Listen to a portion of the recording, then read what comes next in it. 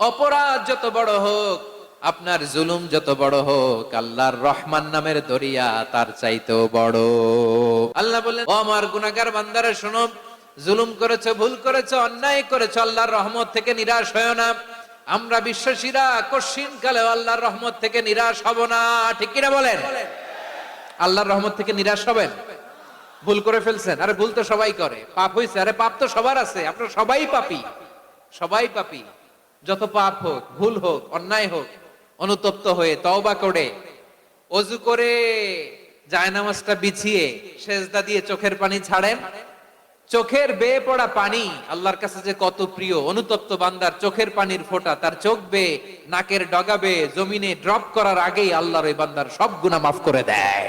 বিষ্ণু ঈসা ইসলাম বলেন, শয়তান বনি আদমের কলবের মধ্যে এরকম খামচি মেরে বসে থাকে। খামচি বুঝেন তো? শয়তান বনি আদমের হৃদয়ে কলবে খামচি মেরে বসে থাকে। ফাইদা যাকারাল্লাহ খানাসা, যখন মানুষ আল্লাহর জিকির করে শয়তান দৌড়ে পালায়। ওয়াইদা গাফালা ওয়াসওয়াসা, আর মানুষ যখন অমনোযোগী হয়, গাফিল হয়, শয়তান আবার টেম্পটেশন দেয়, আবার ধোঁকা দেয়, আবার ওয়াসওয়াসা দেয়। এজন্য বিশ্বনবী বলতেন, লা ইয়াজালু লিসানুকা রাতবান মিন যিকরিল্লাহ, সব সময় প্রতি মুহূর্তে সর্বক্ষণে তোমার জিহ্বাটা আল্লাহর জিকির দিয়ে ভিজা রাখবা, আল্লাহর জিকির দিয়ে সিক্ত রাখবা, তাহলে কবুল করবে কে? সিবগাতাল্লাহ, ওমান আহসানু মিনাল্লাহি সিবগা ওয়া নাহনু লাহু আবিদুন। আল্লাহর রঙে রঙিন হইতে হবে। আমার আল্লাহ দয়ালু, আমরাও দয়ালু হতে হবে। আমার আল্লাহ সহনশীল, আমরাও সহনশীলতার চর্চা করতে হবে। আমার আল্লাহ মেহেরবান, আমরাও মেহেরবান হতে হবে। বিষ্ণু ঈসা ইসলাম আল্লাহর এই চমৎকার সুন্দরতম নামগুলো ধরে ধরে আল্লাহর কাছে চাইতেন। আপনি যখন দোয়া করবেন, আল্লাহর নামগুলো ধরে যদি দোয়া করেন, আল্লাহ ওই দোয়া ফিরায় দেয় না। সুবহানাল্লাহ বলেন। আপনি যদি দোয়ার মধ্যে বলেন ইয়া রহমান, সবাই বলেন ইয়া রহমান, ইয়া রহিম, ইয়া হাইয়ু, ইয়া কাইয়ুম, আল্লাহর চমৎকার নামগুলো ধরে ধরে যদি আল্লাহর কাছে ফরিয়াদ করেন, আল্লাহর নামগুলো ডাকেন, আপনার দোয়া মুহূর্তেই কবুল করবে কে? বিষ্ণু ঈসা ইসলাম এভাবে আল্লাহর নামগুলো ধরে ধরে জিকির করতেন, আল্লাহর নাম জপতেন। তিনি বলতেন, আসআলুকা বিকুল্লি ইসমিন হুয়া লাক, আল্লাহ তোমার যত নাম আছে সব নামের ওসিলায় তোমার কাছে ফরিয়াদ করি। আল্লাহ তাআলা বলছেন, হুয়াল্লাহুল্লাযী লা ইলাহা ইল্লা হুয়া আলিমুল গায়বি ওয়াশ শাহাদাতি হুয়ার রহমানুর রহিম। আল্লাহ বলেন হুয়াল্লাহ, তিনি হলেন আল্লাহ, আল্লাযী লা ইলাহা ইল্লাহু, তিনি ছাড়া কোনো ইলাহ নাই। আছে নাকি? বারোয়াখালীবাসী আওয়াজ করে বলেন তো দেখি, আমাদের ইলাহ কয়জন? আর জোরে বলেন। একজন হইলে ভালো না বেশি হইলে ভালো? ওয়া ইলাহুকুম ইলাহু ওয়াহিদুন লা ইলাহা ইল্লা হুয়ার রহমানুর রহিম। আল্লাহ বলেন তোমাদের ইলাহ হলো একজন, তিনি ছাড়া কোনো ইলাহ নেই, তিনি দয়াময়, তিনি মেহেরবান। ইলাহ যদি একজন না হয়ে দুইজন হতো, ঝামেলা আছে না নাই? লাউ কানা ফীহিমা আলিহাতুন ইল্লাল্লাহু লাফাসাদাতা, আকাশ এবং জমিনের মধ্যে ইলাহ একজন না হয়ে যদি মাত্র দুইজন হতো, আকাশ জমিন ভেঙে খান খান হয়ে যেত। ঠিক কিনা বলেন? দুইজন ইলাহ হইলে খান খান হয়ে যেত। আমাদের রব একজন হইলে ভালো না বেশি হইলে ভালো? কথা বুঝতেছেন? আরে একজনের তো মন জোগায় চলতে পারি না, ঠিক কিনা? হ্যাঁ, একজন, তিনি যে আদেশগুলো দিয়েছেন আমাদের দুর্বলতার কারণে আমরা তো পারি না। যদি 10 জন হইতো, ওই 10 জনের হ্যাপি করতে পারতাম, তাদেরকে স্যাটিসফাই করা যেত এত সহজে। 10 জনের 10 নিয়ম থাকতো। একজন বলতো আমার সেজদা দিবি সকালে, আরেকজন বলবে আমার জন্য নামাজ পড়বি 3 বার, আরেকজন বলবে আমার জন্য যাকাত দিবি এতবার, আরেকজন বলতো আমার জন্য কুরবানি দিবা এতবার। তাহলে আমাদের জন্য কঠিন হয়ে যেত, ঠিক কিনা?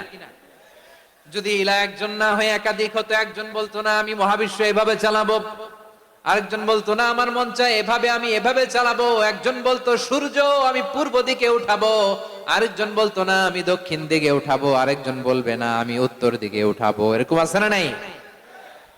ঝামেলা লেগে যেত। এজন্য বেশি রব হইলে আমাদের জন্য ঝামেলা, খোদা বেশি হইলে আমাদের লস। একজন হওয়াতে আমরা বেঁচে গেছি। বারোয়াখালীবাসী আওয়াজ করে না, কথা বলে না। রব খোদা একজন হওয়াতে আমাদের সুবিধা হয়েছে না। এজন্য আল্লাহ বলেন লা ইলাহা ইল্লাহু, তিনি ছাড়া তোমাদের কোনো ইলাহ নাই, তিনি একজন। লা ইলাহা ইল্লাহু আলিমুল গায়বি ওয়াশ শাহাদা, তিনি প্রকাশ্যেরও মালিক অপ্রকাশ্যেরও মালিক। তিনি যেটা ওপেন এটাও জানেন, যেটা গোপন সিক্রেট ওইটাও জানেন। আলিমুল গায়বি ওয়াশ শাহাদা, তিনি গায়েবের মালিক, গায়েবের জ্ঞানী, যেটা দেখা যায় না, অদৃশ্য, জানা নাই, এটাও তিনি জানেন। এগুলো জানতে তার কোনো মাধ্যমের প্রয়োজন হয় না। অতীতে কি হয়েছে, বর্তমানে কি চলছে, ভবিষ্যতে কি হবে, সব তার জ্ঞানের ভেতরে আছে না নাই? এজন্য আল্লাহ বললেন আলিমুল গায়বি ওয়াশ শাহাদা, তিনি গায়েবের জ্ঞান রাখেন, তিনি দৃশ্য জগতের জ্ঞান রাখেন, তিনি প্রকাশ্য জগতের জ্ঞান রাখেন, তিনি গোপন জগতের জ্ঞান রাখেন। তার কাছে কোনো কিছু গোপন নাই, ঠিক কিনা বলেন? হুয়ার রহমানুর রহিম, তিনি হলেন দয়াময়, তিনি হলেন মেহেরবান। এই যে শুরু হলো 14 নামের প্রথম দুইটা, আর রহমান আর রহিম। হুয়ার রহমানুর রহিম, তিনি হলেন the most gracious, the most merciful, তিনি দয়াময়, তিনি অতিশয় মেহেরবান। সুবহানাল্লাহ বলেন। তার দয়ার কোনো শেষ নাই, তার মায়ার কোনো শেষ নাই। আল্লাহ, তাহলে 14টা নামের মধ্যে কয়টা পাইলাম? একটা কি? আর রহমান। বারোয়াখালীবাসী বুঝে থাকলে আওয়াজ করে বলেন, প্রথমটা কি? 2 নাম্বার আর রহিম। আওয়াজ করে বলেন 2 নাম্বার। আওয়াজ করে সবাই গলা ছেড়ে দিয়ে উত্তর দেন তো, প্রথম নামটা কি? দ্বিতীয় নামটা? আর রহিম। রহমান আল্লাহর one of the major names. আল্লাহর মৌলিক নামগুলোর মধ্যে গুরুত্বপূর্ণ একটা নাম হচ্ছে রহমান। গুরুত্বপূর্ণ নাম কি? রহমান, দয়ার সাগর, মায়ার সাগর। রহমানুন ফিদ দুনিয়া ওয়া রহিমুন ফিল আখিরা। এই দুনিয়ার জন্য আল্লাহ রহমান, দুনিয়াতে আল্লাহ সবাইরে দয়া করে, কাফিররেও করে, মুসলিমরেও করে। আর আখিরাতের জন্য তিনি রহিম, সেখানে কাফির মুশরিকদের জন্য আল্লাহর পক্ষ থেকে কোনো দয়া থাকবে না। চিল্লায় বলেন ঠিক কি না? এজন্য আল্লাহ বললেন আমার মৌলিক একটা নাম হলো রহমান।